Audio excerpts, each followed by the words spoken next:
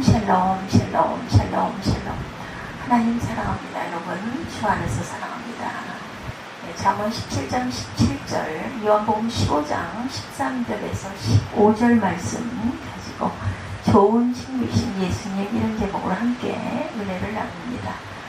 네, 오늘도 6월이 지나고 7월이 됐어요. 그죠? 7월도 어느덧 중순입니다. 네, 근데 6월의 시 한편 함께 나눠보죠. 6월은 우리 마음을 무슨 색으로 물들일까요? 여러분들, 황금찬 시인의 이런 시가 있습니다. 6월은 녹색 분말을 뿌리며 하늘 날개를 타고 왔느냐. 네, 맑은 아침 뜰 앞에 날아와 앉은 산새 한 마리, 낭랑한 목청이 실록에 젖었다. 허공으로 날개치듯 뿜어 올리는 분수, 풀잎에 맺힌 물방울에서도 6월의 하늘을 본다. 실록은 꽃보다 아름다워라 마음의 하늘을 담고 푸른의 파도를 걷는다. 실록은 꽃보다 아름다워라 마음의 하늘을 담고 푸른의 파도를 걷는다. 아름답죠? 창을 열면 6월은 액자 속에 그림이 되어 벽저만한 위치에 바람없이 걸려있다. 저만한 위치. 지금은 이 하늘에 6월이 가져온 한 폭의 풍경화를 나는 이만한 거리에서 바라보고 있다. 황금찬 시. 아주 성이 황시다 보니까 아름다워요. 황금찬. 아주 기차고 아름답죠. 근데 10월도 마찬가지이기도 합니다. 예, 녹색 분말 뿌리죠. 하늘 날개를 타고 왔다. 맑은 아침 뜰 앞에 날아와 앉은 산새 한 마리, 낭랑한 목청이 실록에 젖었다. 허공으로 날개치듯 뿜어 올리는 분수, 풀잎에 맺힌 물방울에서도 6월의 하늘을 본다. 실록은 꽃보다 아름다우라 마음의 하늘을 담고 푸름의 파도를 걷는다. 창을 열면 6월은 액자 속의 그림이 되어 벽 저만한 위치에 바람없이 걸려있다. 지금은 이 하늘에 6월이 가져온 한 폭의 풍경화를 나는 이만한 거리에서 바라보고 있다. 시인이 노래한 것처럼 우리나라 6월의 산천 푸르고 평화롭죠. 예, 제가 사는 예전 같지는 않지만 6월이 올해는 또 더위가 아주 일찍 오기도 했습니다. 그래서 장마가 온다 했더니 어느덧 장마는 끝났다 하고 뜨거운 아직 한 18일 정도가 평년에 비해서 일찍 더위가 왔다. 오늘은 그나마 조금 서늘합니다.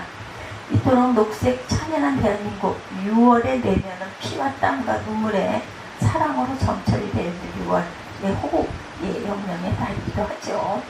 잠언 17장 17절, 요한복음 15장 13절에서 15절 좋은 친구이신 예수님 이런 제목으로 함께 은혜를 나눕니다.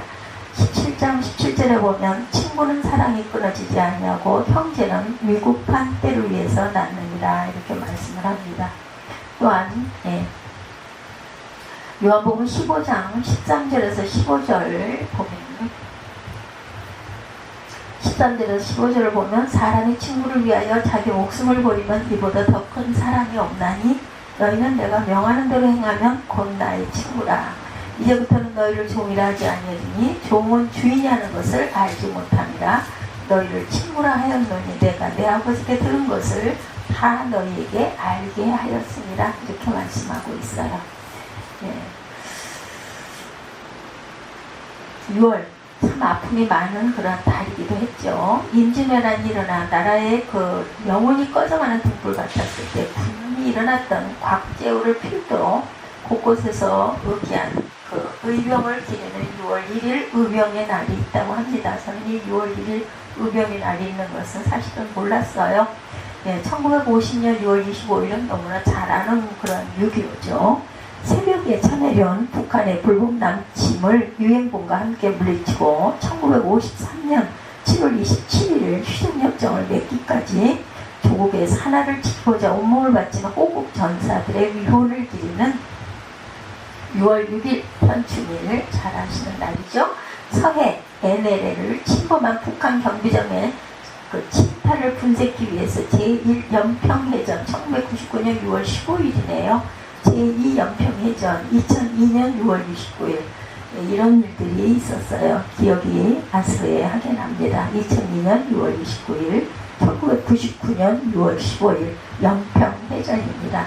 새벽 이슬같이 보배롭고 고귀한 우리 국군 장병들의 쏟은 피와 땀과 눈물이 번복이 된 사랑으로 인해서 오늘의 우리 대지가 안연하며 자유로움을 우리가 향유하고 있다는 거. 그래서 정말 귀하게 여기고 6월은 우리가 묵념을 많이 해야 되는 그런 날들입니다. 여기에 풍잔등화에 위계찬 자유민주주의 대한민국을 지키기 위해서 UN 16개국의 용사들이 참전해서 피를 흘렸다는 것. 2023년 5월 10일자 우리나라 주요 신문에 백마고지 영웅의 마지막 길 룩셈부르크에 울려 퍼진 아리랑이라는 가사가 마음과 눈길을 끌었습니다.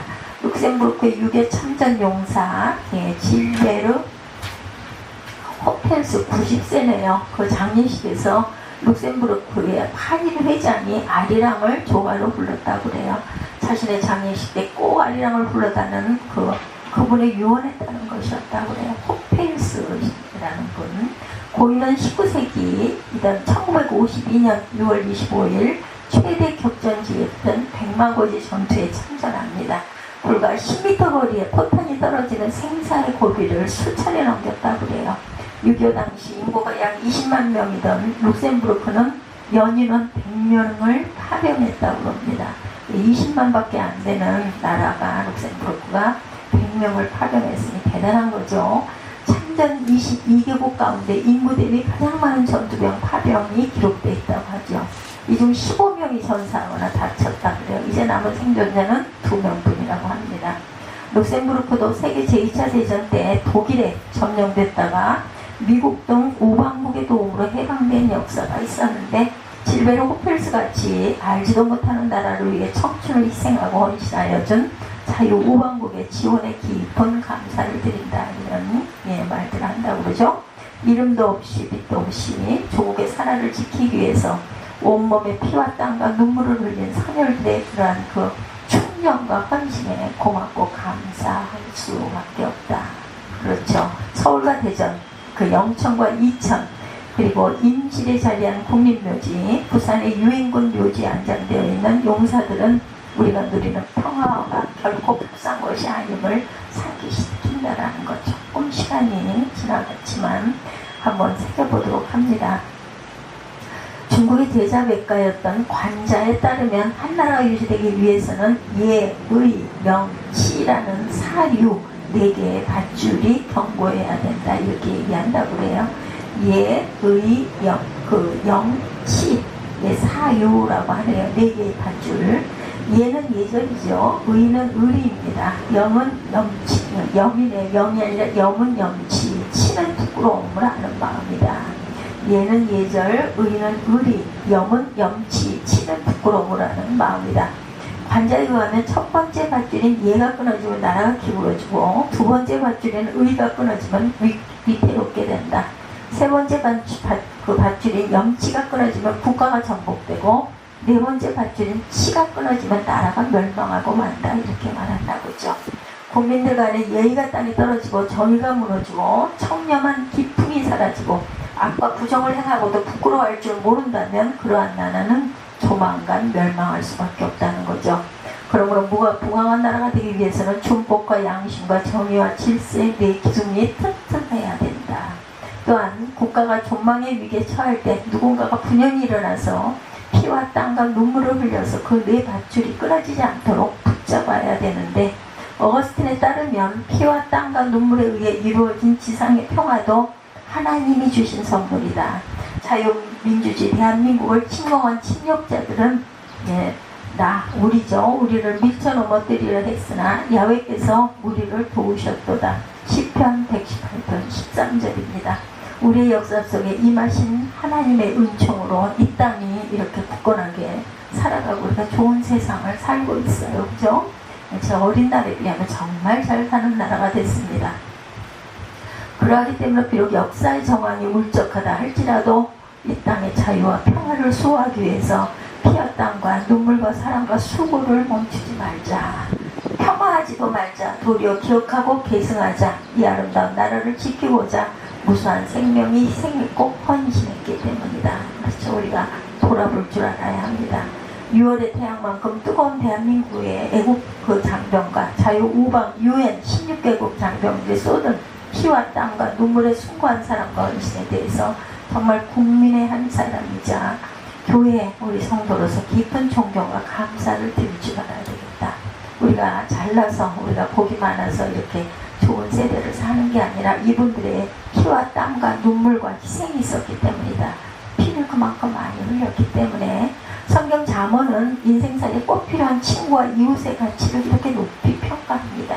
친구는 사랑이 끊어지지 아니하고 형제는 위급한 때를 위해서 났다. 이거 잠언 17장 오늘 본문입니다. 17절이죠.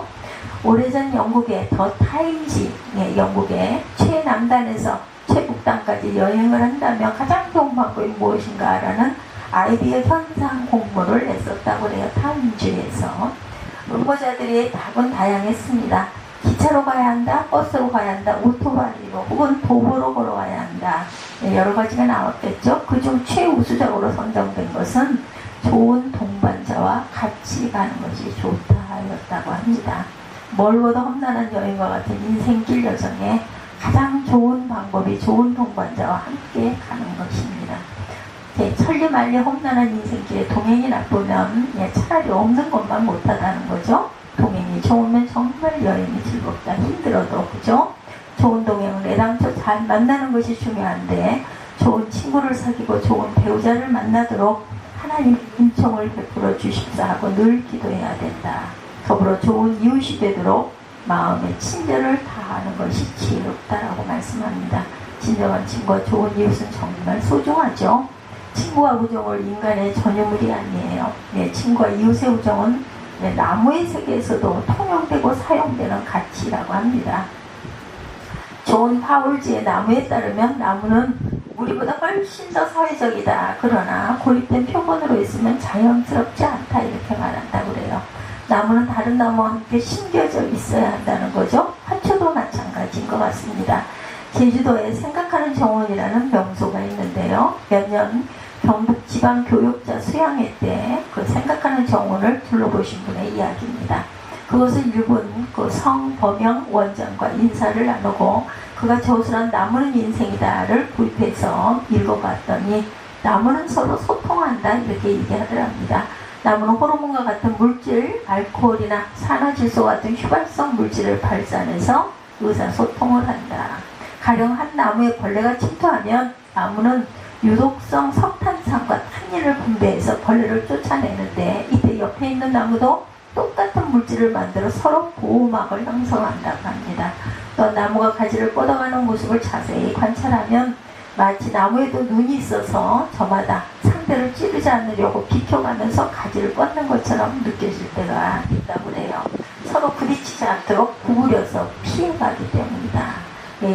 아마 관찰하면 그런 것들이 보이겠죠. 실제 모든 식물은 색소 단백질인 파테코롬이라는 물질을 가지고 있어서 햇빛의 조건에 따라 여러 가지 생물학적인 기능을 조절한다. 한 나무가 오랫동안 햇빛을 너무 적게 받으면 일찍 꽃을 피우는 대신 씨를 많이 맺지 않는다고 그러죠. 이런 식으로 자신의 다음 세대는 보다 나은 환경에서 자라기를 바란다고 그래요. 마치 나무가 하나의 가족 같고 생각하는 것 같고 이렇게 해서 한 나무는 옆에 다른 나무가 서 있다는 것을 알게 되고 경쟁도 하고 공존도 하고 소통을 하고 숲의 질서를 이루어간다는 거네요. 예수님도 또한 요한복음 15장에서 포도나무와 가지 비유를 말씀하시면서 친구 사랑인 우정을 소재로 하여서 주님의 사랑을 전하죠. 오늘 본문이기도 합니다. 내 계명은 곧 내가 너희를 사랑한 것 같이 너희도 서로 사랑하라 하는 이것이니라. 15장 12절이죠. 예수님은 당신께서 말씀하시는 계명이 사랑이라고 말씀합니다. 이 사랑은 하나님과 연합해야 하는 사랑의 계명이고 1절에서 11절까지 15장에 동시에 사람을 사랑해야 하는 계명의 사랑이다. 12절에서 17절까지 이렇게 증거합니다.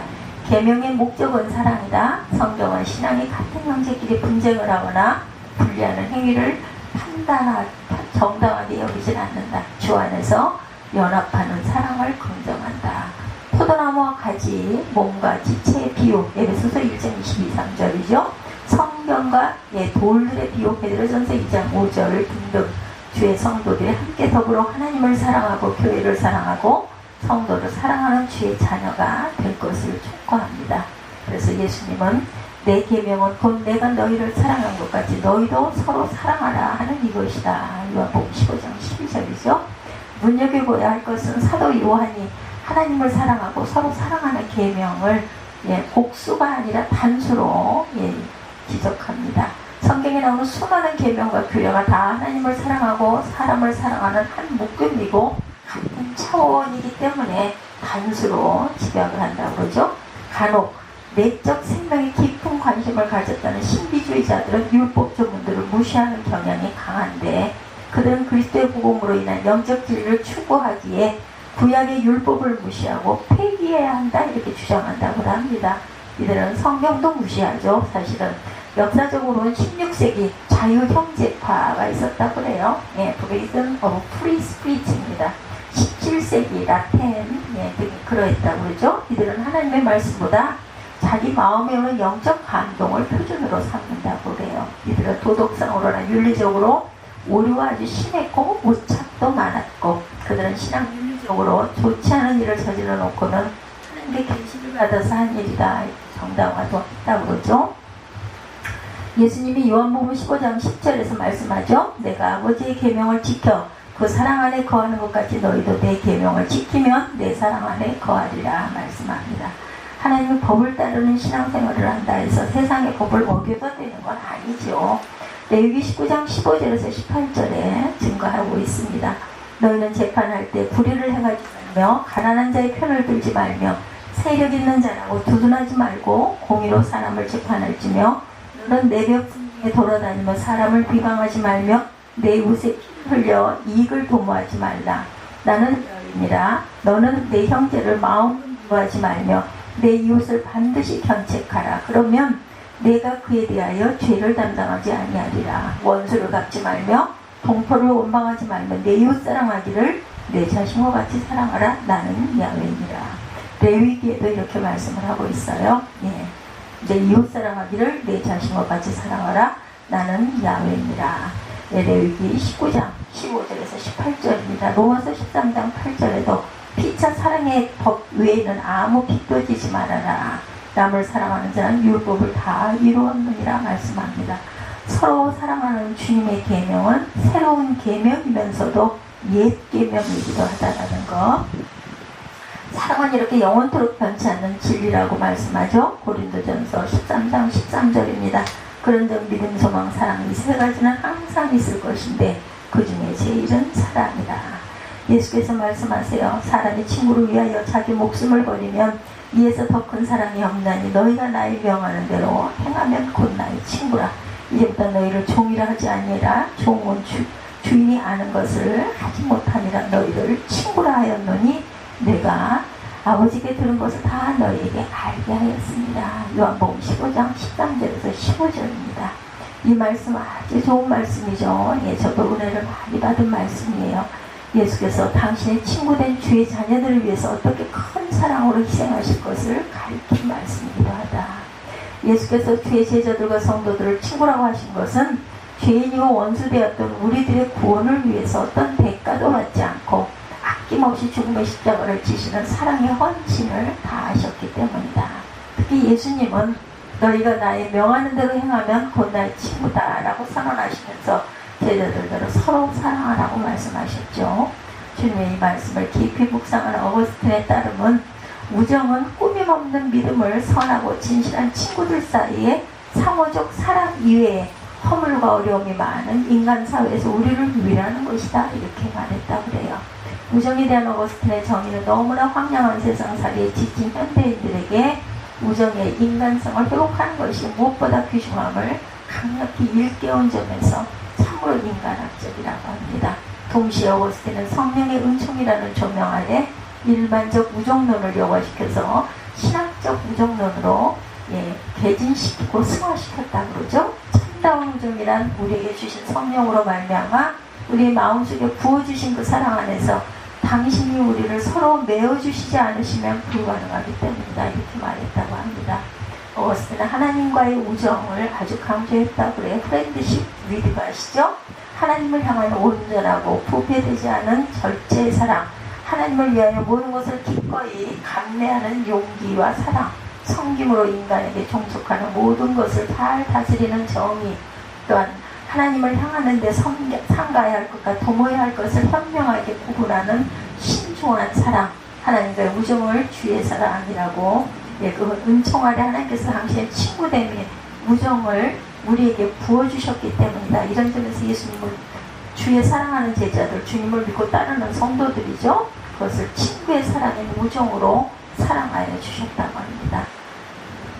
다식 형제 천계요 금단지붕 일대무.